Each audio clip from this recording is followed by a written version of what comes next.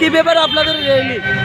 আজকে আমাদের 23শে জানুয়ারি উপলক্ষে আমাদের স্বাধীনতা আন্দোলনের পুরোধা নেতাজি সুভাষচন্দ্রের জন্মদিন উদযাপন উপলক্ষে আমরা ওনার নীতি আদর্শকে সামনে তুলে ধরার জন্য আমরা আজকে আমাদের এই প্রচার সজ্জা নিয়ে আমরা বেরিয়েছি।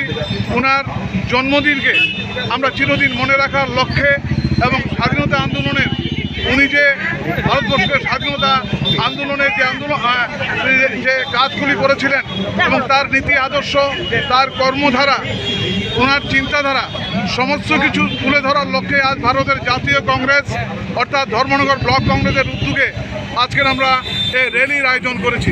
এই র্যালির মাধ্যমে আমরা অত্র অঞ্চলের এই রাজ্যের মানুষকে, এই ভারতবর্ষের মানুষকে আমরা জানান দিতে চাই নেতাজি অমর রহে।